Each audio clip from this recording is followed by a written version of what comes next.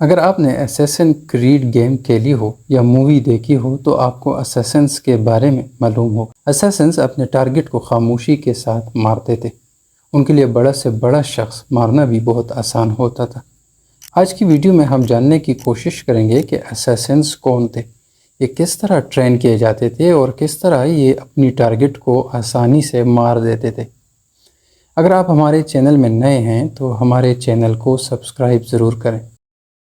اسیسنز شیعوں کا ایک گروہ تھا۔ یہ شیعہ کے نظاری گروہ سے تعلق رکھتے تھے۔ نظاری اسماعیلی شیعوں کا ایک فرقہ ہے۔ اسیسنز 11ویں اور 13ویں صدی کے درمیان ایک پاورفل گروہ تھا۔ انہوں نے پہاڑوں میں اپنے قلعے بنائے تھے۔ وہ اپنے مخالفین کو حکمت عملی کے ساتھ قتل کرنے کے لیے مشہور تھے۔ ان کا ہتھیار زیادہ تر چاقو ہوتا تھا۔ کہا جاتا ہے کہ یہ لوگ حشیش کا استعمال کرتے تھے، جس کی وجہ سے ان کا ذہن تبدیل ہو جاتا۔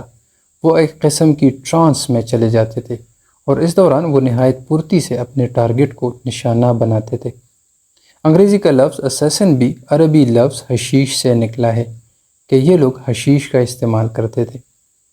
انگریزی میں آج کل یہ لفظ کسی سیاسی یا مذہبی شخص کے قتل کے لیے استعمال ہوتا ہے۔ یہ قتل اکثر ہجوم والی جگہوں میں ہوتا تھا، جس کا مقصد سیاسی حالات کو ابھارنا ہوتا تھا۔ حشیش کا استعمال اسیسنز میں غیر معمولی صلاحیت پیدا کرتا تھا۔ اس گروہ کا لیڈر حسن بن صباح تھا۔ اس گروہ کے ہر رکن سے لیڈر کی مکمل فرمانبرداری کا حلف لیا جاتا تھا۔ نوجوانوں کو شامل کیا جاتا تھا، انہیں تعلیم دی جاتی تھی اور ٹرین کیا جاتا تھا۔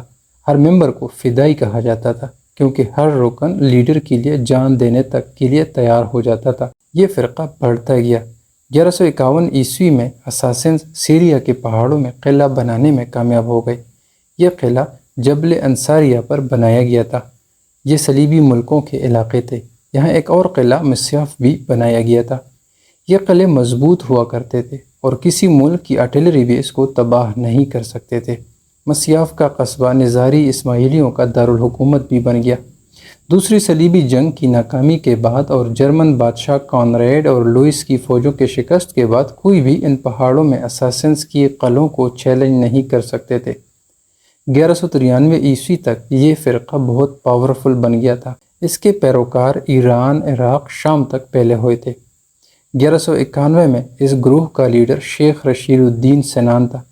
یہ شخص پہاڑوں کا بوڑھا آدمی کے نام سے مشہور تھا۔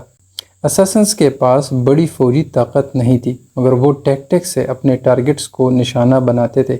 کسی کو قتل کرنا ہوتا تھا تو اس کے لیے ایک چھوٹی سی ٹیم تشکیل دی جاتی تھی۔ یہ لوگ بھکاریوں، سنیاسیوں یا راہبوں کی شکل میں ہوتے تھے۔ ان فدائیوں کو زندہ رہنے کی کوئی توقع نہیں ہوتی تھی اور وہ اپنے گرینڈ ماسٹر کے لیے جان دینے تک تیار ہوتے تھے۔ اسیسنز بڑی سے بڑی شخصیات کو آسانی سے قتل کرتے تھے۔ جن لوگوں کو اسیسنز نے مارا ان میں بغداد کا وزیر نظام الملک، اٹلی کا بادشاہ ریمنڈ اور بہت سے دوسرے اہم شخصیات شامل تھے۔